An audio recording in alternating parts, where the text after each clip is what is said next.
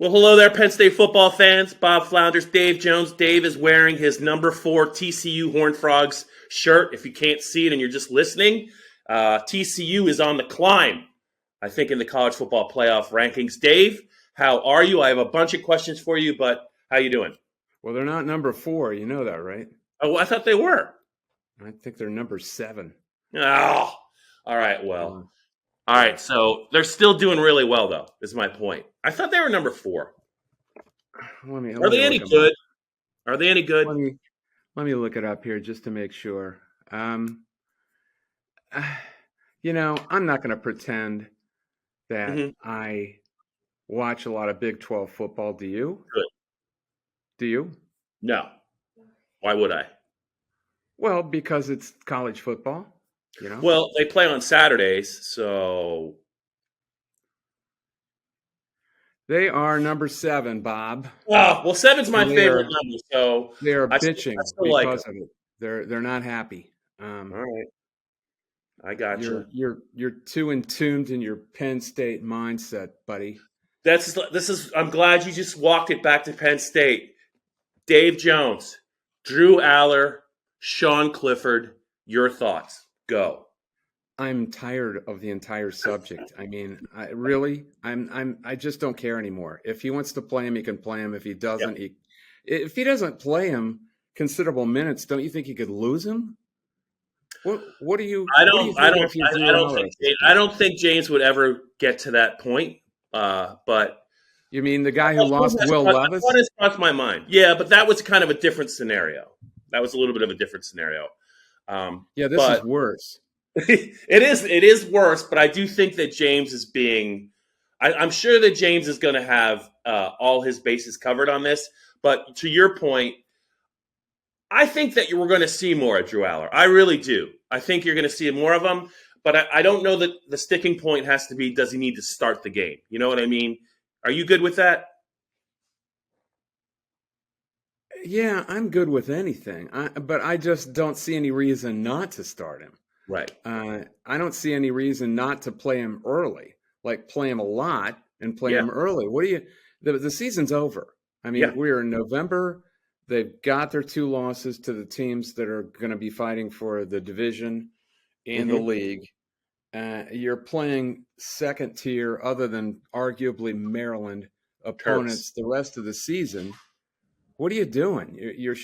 At this point in college football, you need to be playing your underclassmen who are prospects, and he's one of them. Sure. If you don't, you're not serving your own program, right? So none of these games matter from here on out. The players are going to treat them as if they don't matter if they're out the chute. You know that. Yeah. Because they're going to start not playing in bowl games. And why should they? They're looking out for their own livelihoods, that of their families. They don't want to get hurt. They don't want to get injured in some game against Rutgers. So it only makes sense that the coaches treat it the same way. The young players who have prospects for the future should be the ones to play, not only because it makes them happy, but because I don't think any of the players would have any problem with that. Do you actually think Sean Clifford would have a problem with Drew Aller playing in this game or even starting it? If you were Sean Clifford, what kind of problem should you have with that? I'm not saying he would or would not, but what kind of problem should you have with that? I mean, I do think that, as a 4-time team captain and a guy that continually says how much he loves Penn State and he loves the experience, he should also have an eye toward Penn State football's future. So I do think the competitor in him probably doesn't like it, but I do think that he should be understanding of where Penn State and where Sean Clifford is at this point in time in 2022. Absolutely agree with you. And it's Indiana. I mean, there's in any other situation with this sort of game, with Penn State coming off a debilitating game against Ohio State, emotionally and physically probably shot at this point, this would be a dangerous game. But if you know anything about what's going on with Indiana, they've lost 5 in a row, 2 of them to not good teams. I mean, they've lost to Rutgers and Nebraska in that group. Hey, yeah, that's fair. It's fair. That's not good. You just And bashed Greg Schiano. now they have a quarterback. Tom Allen's thrown the quarterback position up in the air because Connor Bazelak, the transfer from Missouri, is completely beat up. He's been sacked more times than any quarterback in the Big Ten, which is 23, in case you were wondering. The offensive line is a sieve. They're rebuilding the whole right side. They're going to change out both the guard and the tackle over there, and I don't know that they're changing out to better players. It's a mess. They lost their best weapon as far as the receivers in Cam Camper, who ripped his ACL at Rutgers in the last game. I mean, this program, everyone in Bloomington is thinking about one thing, and you know what that is right now, right? Hoops. That's right. Basketball season. Nobody is paying attention. I thought I was going to say happy hour or hoops, but I went with hoops. Yeah. Or it's there's no reason not to play Aller and play him a lot right now because he should be safe. Indiana does not present really any threat defensively or offensively. This is a great game to test him out. So I don't know what you're doing if you're not playing him and playing him a lot. Yeah, I think starting him would make the most sense, but at least get him in the first half. Dave, I have to ask this question because I still think there's something to it. Maybe you agree with me, maybe you disagree with me, but after 9 years being around James Franklin, don't you think there's some part of this equation with Aller and Clifford is he does not like to be told what to do. He does not like to be told what to do. And I think it comes out. Show me a coach who does. Yeah, but I think more than most. I think it really rankles him. All right. Well, switch out him for Brett Bielema or Greg Schiano or Jim Harbaugh or any other hard-ass football coach. Which one likes to be told by the media or fans what they should do? Right. There aren't any, and none of them do. The better ones always ask themselves the question, what's best for the program and the other players on the team. So I suppose, but that's just pigheadedness if that's it. I don't necessarily think he thought that or has thought that. I think he really thought Clifford gave him the best chance to win. Certainly against Ohio State, he did. Yeah. He does make mistakes, but can you imagine a kid in there who really doesn't know what he's doing yet? The point is you give that kid experience against the Northwesterns, which he could have done, and the Indiana now, which he can do. I'm not advocating that he plays that he should have played him against Michigan or Ohio State. Sure. Although Jim Harbaugh did that with J.J. McCarthy in big games last year, and it is benefiting them now. So you could argue it that way too. I'm not. But at this point, the season is shot. Let's not pretend anything else. This is time. It's time. I agree. So, Dave, I wanted to bring up another point that's not necessarily related to the quarterbacks, but it's a fascinating story, I think, with Penn State this year. There's a guy that I follow with regard to the NFL draft religiously because I really think of all the guys, he does the best job. He works the hardest at it. He just came out with his updated top 50 players for the NFL draft. I know that's not really up your alley, so to speak, but checking in at number 5 in the country is Olu Fashanu. I was going to say that. I couldn't believe that he would be the guy. Yeah. But when you said number 5, I thought, nah. But I was about to interrupt you and say, which I often do, and say, I bet I know who you're talking about because he looks like a left tackle, doesn't he? And he's playing like one. Yeah. Only 19, Dave, and I just think that they finally get a standout on their offensive line, and at a key position, no less. He's obviously very good in all phases, but he's pretty elite as a pass blocker. They actually had to move 44 to the other side for him to get turned loose. If you notice, he did all his damage on the right side of Penn State's offensive line. He started out on the left side and was not doing all that well. The guy that was the star of the game for Ohio State. But he's been that good, and he's only 19. And I think all the signs point to him probably being out of here after just 3 years. But, I mean, they finally get a key piece on the offensive line, and they still really can't do much against Michigan or Ohio State. Well, that got back to but you know what? It wasn't due to anything they did at scrimmage. You went back and watched the tape, didn't you? Yeah. I mean, they won scrimmage for a good part of that game, a large sector of that game on both sides. Yeah. They had some, even the 4th and 2 play, I went back and watched that. And if they don't miss one block, Sal Wormley misses one block, not only do they get that 2 yards with Singleton, who would not have been my pick to run that play from a tight tee, but he might score because Katron Allen made a great block, a great seal block. Yeah. They had that whole edge sealed, and really it was a blown up play. I'm trying to think. I guess it was Tyreek Williams, from Ohio State. I think that's who it was who blew it up, and I mean he just overwhelmed Sal Wormley. And if Wormley just stays in front of him, that could be not only a first down, which would have led to points they didn't get. I believe it was 14-13 Ohio State at that point. Correct. But they could have scored 6 on that play. They are closer. Look, let's allow for some optimism here. Yeah. I did not expect them to play that well on both sides of scrimmage on both lines. And I thought they played very well. That was not the problem in this game. And as we've talked about, once in a while, explosions happen with Ohio State. You're not going to hold them. Yeah. You're just not going to hold them back because they have so many explosive athletes. And even Travion Williams, who did nothing. The whole game was like a carbon copy of last year. Yeah. Last year he had a 68-yarder. This year he has a 59-yarder to bust the game open after doing basically nothing all game. Yeah.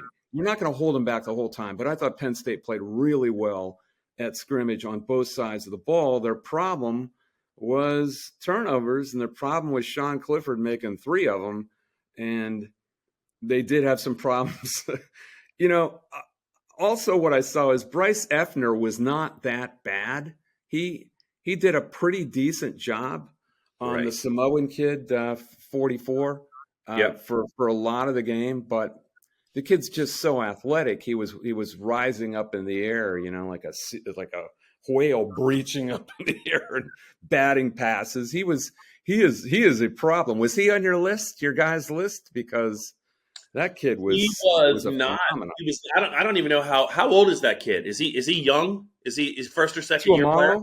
I don't know. He's a sophomore. He played last year. He just didn't play that much. He had 9 tackles coming into the game. He had 9 tackles altogether. That's the thing about Ohio State. You're talking about Fashanu moving on, and what are they going to do now? At Ohio State, they stockpile these guys. Right. They've got you just bring in the next one. Oh, Jackson Smith and Nigga got hurt. Oh, okay. Wheel in Harrison. Yeah. Wheel in Julian Fleming. That's the difference. They need a much greater depth on the line, and but all that said, they played very well at scrimmage, I thought. They did. Just to correct you, Clifford actually had 4 turnovers, not 3. So, what I meant was that Tuamalo caused 3 of them. Right. Yeah. He was a whirlwind. Stuck in my head. Yeah. He was a whirlwind there down the stretch. But you're right. It was like a great basketball run. It was like the run that Duke had against Maryland that one year in the NCAA semifinals. Mine was there, 2001. Yeah. That's right. It was like Duke was blowing him out, and the next thing you know, Maryland was blowing Duke out. Maryland was blowing them out. I think they were up 15 at halftime or something, and then in Minneapolis, and then it was over. Yeah. It was over. That's the thing with explosive athletes. Yeah. especially on offense, who can score. But given what we've seen now, you could consider us, as far as media, pretty good experts on what could happen in that Ohio State-Michigan game. So Yes. because we've seen both up close, what do you think? What did you take away from this Ohio State game that you would employ in an opinion of Ohio State-Michigan? Because it's pretty clear that's going to be undefeated against undefeated for the first time since 2006. Nobody's going to beat these guys, either one of That them. was Chad Henne versus the eventual Heisman Trophy winner, wasn't it? Troy Smith? Yeah. That was a shootout. That game's going to be. I think Michigan Ohio State's going to be a shootout too. Do you? Yeah, I do. Okay. As Woody Well, I mean, as ahead, good as Bob. I just think that you cannot slow down, especially at home. You're not going to slow down Ohio State's passing game for 4 quarters. And Michigan what if it's bad weather? What's that? What I don't if think it's bad weather. I mean, they always play in bad weather. One year, Ohio State had 62 on them when Michigan had a pretty good defense. I think that was 2018. So I just think that the other thing, Dave, is, and I know you're not really. I just think that the way that Michigan reacted after last year's game, born on third base, all that stuff. Ohio State, I think, has the intangibles. I think are on Ohio State's side this year. They are. And I do think this will be a game where I think it's going to be tough for both teams to get stops. I just think that it's going to be one of those games. Even last year's game, as great as Michigan's defense was, and that defense really hounded the quarterback, C.J. Stroud. I think Hutchinson had 3 sacks and Ajabo had 1, and they were in the backfield the whole game. They still gave up some points. Michigan is going to run the ball on Ohio State for sure. But I'm curious to see what the line's going to be. I think Ohio State's going to beat them, and I wouldn't be surprised if they beat them by double digits. Okay. All right. I think it's going to be like 42-31. That makes sense. But I'm surprised at your overcall, because that's certainly an overcall. Well, the reason I say that is you're talking about explosive athletes, and they're all over the field in that game. Yeah, you know what I mean? Yeah. It could be 5 minutes of nothing happening, and then there could be 3 touchdowns in 7 plays, which we saw. Yeah, that game that lends itself to those kinds of games. Yeah, which we saw. I think it's going to be a great game, and that crowd is going to be pretty revved up. I'm looking forward to that game. I hope it's a close game. I really do, because I'm not so sure that both teams don't deserve to be in the playoffs. So I hope it's a close game. And maybe they will be, especially based on the rankings, especially if Michigan wins. Right. Or if it's a close game and Ohio State wins. You got to put Michigan's going to be 5th now. I mean, what was really surprising about the rankings to me was Clemson at 4. What? Yeah. You know, that shows me that some of these people on that committee just don't. They're looking at metrics. They're looking at stuff that doesn't matter. Clemson's a disaster right now at quarterback, and any team like that does not deserve to be there. But you know, if they go undefeated, they're going to take up a playoff spot, and that sucks, because I am confident that Michigan would beat Clemson on a neutral field this year. The way that Clemson's playing of late, yes. Yeah. I am confident in that. So you think there's no way they wouldn't go if they go undefeated, Clemson? Oh, right. They're already in position, man. That's what's goofy about it. You know, they're 4th. Yeah. And in that league, I mean, I don't even know who's going to beat them. I mean, I'd have to look. I don't know who has a chance to beat them. I think they still got to play. I think they still have to go to Louisville. They have to go to Notre Dame this week, so that's the big shot. Louisville's playing well, but they get them at home. Miami sucks, and South Carolina's a rivalry, but they suck. I mean, that's what they have left. Then a division title game against, you know, God knows who. Who's in that division? I don't know. Who's in the other division? Syracuse or something? It's a bad league. It's a bad league with good quarterbacks is what it is. And Clemson does not have a good quarterback. So I just wonder. I really hesitate to think that 2 teams out of the Big Ten are going to go because of that. I just yeah. Yeah, I know. It What was else? Anything else strike you about Ohio State? You see now that you've seen both Ohio State and Michigan. Anything surprise you about either team? yeah, that they didn't get any push on the offensive line running at all. Yeah, They're going to they have didn't to run against be, Iowa either. yeah, crack me up when somebody, I know a former media member who's since he retired in Columbus kind of turned into a shameless homer. I'm not going to name the guy, Come but he's like on, waving scarlet and gray flags and crap. And one of his commenters said, "And yeah, they haven't played anybody either." Well, who did Ohio State play until they right? and they called Michigan a one-dimensional team. Well, right now, what is Ohio State? They're a one-dimensional team. Uh, who was it? It was Izzard, I think, just blew up a play He where did. Ohio State's right guard was supposed to be, terrific. I mean, they in the first three quarters, I went through. I think Henderson was he had like 12 net yards, Yeah, and all the hitches and little swing passes, which are essentially running plays, they were negative yardage. They were in 6 of those, and they netted negative yards. To me, that is a factor against Michigan. If they can get Ohio State to 2nd and 9, 3rd and 8, I don't care what the weaponry is, they yeah, can start setting guys loose. And if somebody gets to Stroud, you saw in that Penn State game, and you said it yourself, you agreed with me. He yeah. didn't like it. He didn't He does like not being like to crowded. speak. He Yeah, likes being back there in the easy chair and just flinging them around. And I don't care where you're playing. If you don't like being crowded and you like everything ideal as far as the conditions, you're going to have a problem. So I haven't even dealt with Michigan's offensive line, which is tremendous. It's as good as anything I've seen in this sure. league in years and years. You got to go back to, I think Glenn Mason had a group in like '04. Remember those guys with all those great backs he had? And all they did was run the ball. These guys are as good as any offensive line I've seen in years in this league. And Penn State ran the ball in Ohio State. So to me, there is a threat in that game that Michigan could own scrimmage on both sides of the ball. I don't care where the game is. You can take the crowd out of the game if that's true. Yeah, two things I would look for. What happens if Ryan Day ever smartens up and decides to throw the ball on first down like a lot? Mm-hmm. What happens if that happens? And what if the star wideout and his hamstring get healthy for Michigan? Well, Michigan does not have the weaponry that Ohio State does. Regardless, they just Right. don't. Ronnie Bell How is do you never play going to. pass defense? How do you play pass defense against those receivers if the guy from last year shows up healthy?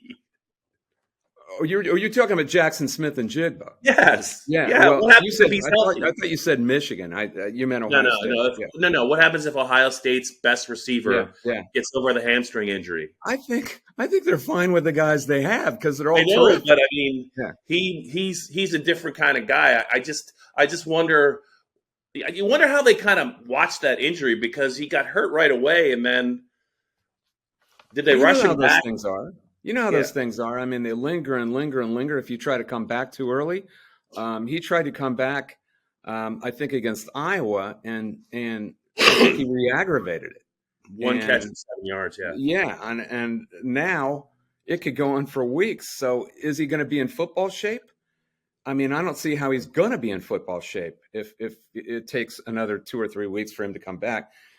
Look, they're fine with the guys they have. Emeka Egbuka, Julian Fleming, Marvin Harrison. You'll take that trio. yeah. And they got other guys. I mean, the tight end ain't bad either. So I don't think that's a problem. I think what you're saying though is a really valid point.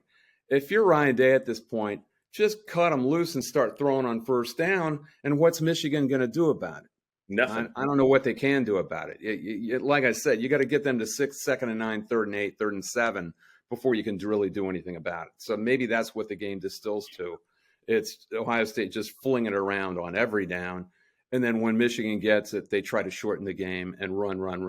I don't know if Ohio State can do anything about that. Right. So Yeah. maybe your over hits. What do you project the line to be? Like Ohio State -6, -7? They'll be at least 7 at home, Yeah, and I'd say that the total will probably start 60. somewhere in the low to mid 50s. Really? Okay, so that's a definite overplay for you. It is. It is. You're right about the weather, Dave. I wanted before we actually make a pick on Penn State, Indiana. You know what? One of the things that was a shame about Penn State's loss to Ohio State was that was one of the best games by a wide receiver, and I'm talking about Penn State's wide receiver, not Marvin Harrison, who was Marvin Harrison's fantastic, but Parker Washington, all 5'9", 210 pounds of him, plays a lot bigger, and he played a lot bigger against Ohio State. That game he had, boy, Dave, you covered Penn State a long time. I've covered Penn State a long time. He's kind of a very unique receiver, in terms of his height, he's like Deion Butler, but in terms of his build, he's more like Chris Godwin. And, he is one of those guys that tracks the ball so well, not so much on punts, but I just feel like it's a shame. We're going to that performance is going to kind of get lost in the final score. And a shame that he's had to play on, by and large, mediocre Penn State teams compared to Deion Butler or Bobby Ingram or Jahan Dotson. At least was around during the glory of Godwin. Those guys got to play on some really good teams. But I was curious. I was thinking about this. Where do you see him? He was definitely a second-day draft coming into this season, and probably still is because of his speed and size, but he could turn into a Wes Welker type receiver in the NFL, right? Because his hands are so good. Similar build, runs great routes, tough to get down in the open field, smart player, catches just about everything. There's definitely a value. He's a complementary piece, no question about it, but you put him in the right situation where in the NFL where defenses are going to focus on a couple other guys to slow down, he's going to really do well. I mean, is he definitely a third round pick? I'm not sure, but I do think though that he certainly the last 2 games has raised his level of play, and I just think that he's played almost from day one at Penn State, Dave. That's a lot of football, 3 full years. I don't think he's missed any games. He might have missed 1. I don't know that returning to Penn State would make a lot of sense for him. I think he will leave, and I do think he's going to play in the NFL.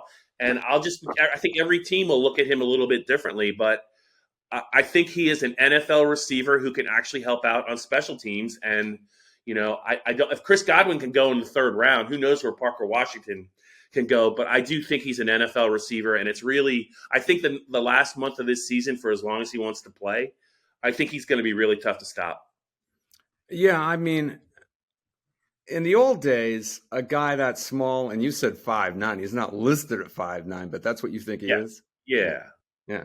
A guy that small would have to go and not blazing fast, would have to go over the middle, and they just get obliterated with what you could do to receivers back then. That's why they couldn't play. But now they can. You'd agree with that? They're protected.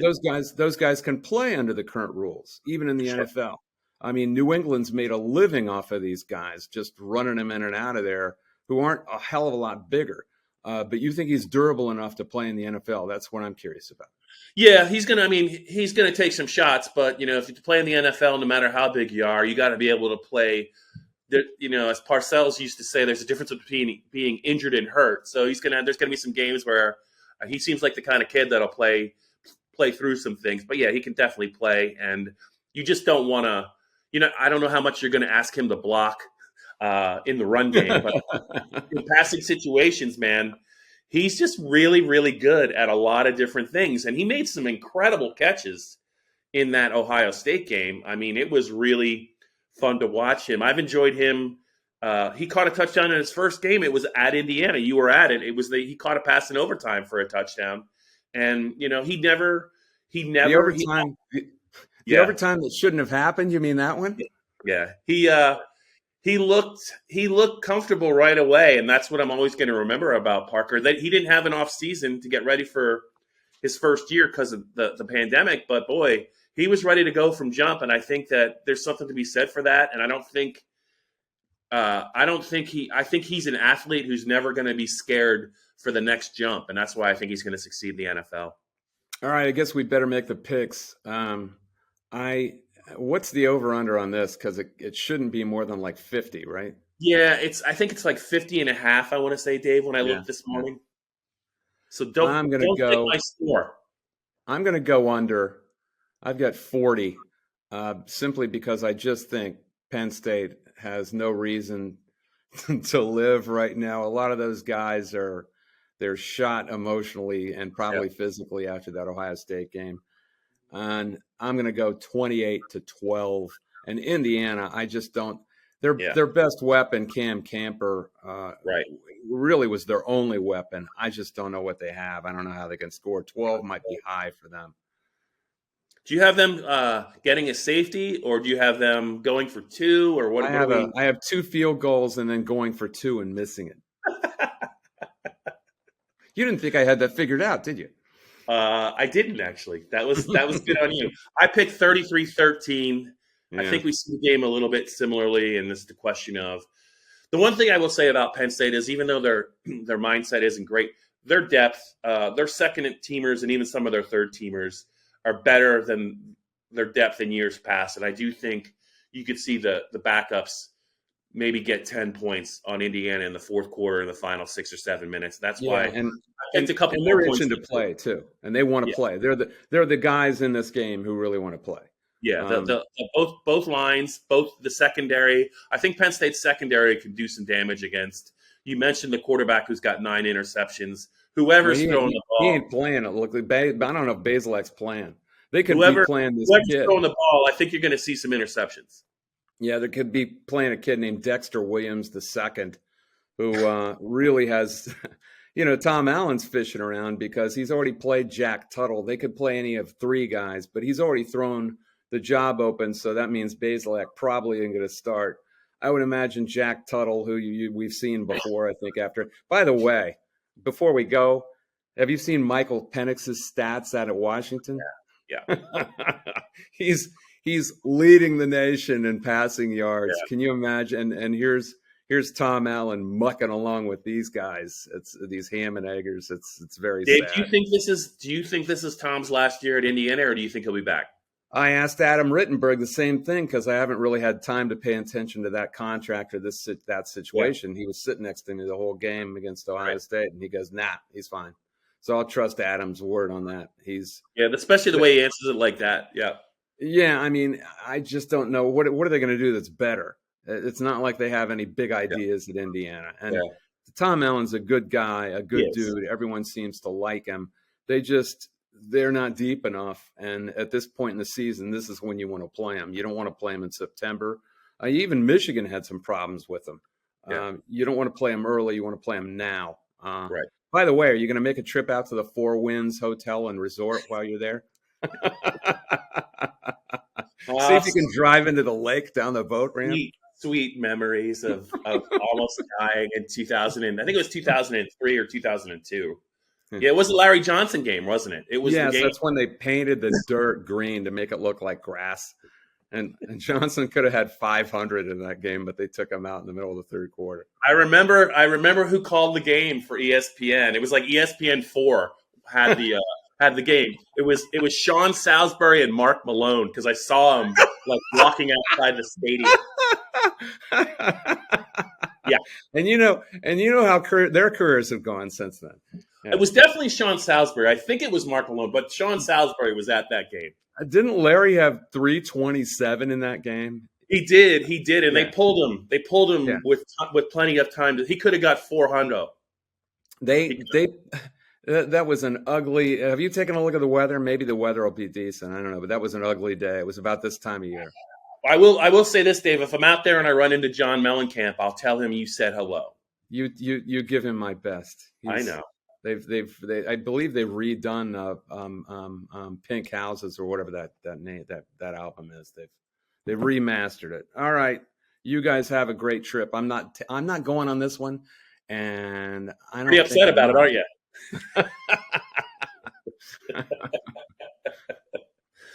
Dave, enjoy Downingtown, and all that. If the weather's going to be good again this weekend in terms of temperature, so have a great time. Have a great weekend. About his Phillies, baby, Phillies. All right. What if we'll leave you with this? What if that one game where I wore my jacket to the press box, I wore a Phillies jacket to the press box. Oh, the whole beat knows about it, Dave. The whole beat. No one would look at me in the press box, and then they lost 5-2. What if they sweep the rest of the games, and the only game that they lose was the one that I wore my Phillies jacket? That would be perfect. You're making a statement like it would be outlandish for that to happen. That's exactly probably what's going to happen, and you know better. Brennan still won't talk to me. Pickle Just wanted to take it out and burn it. Again. Dave, don't put the jacket on again and put it on like Facebook or anything. They'll be hunting for you.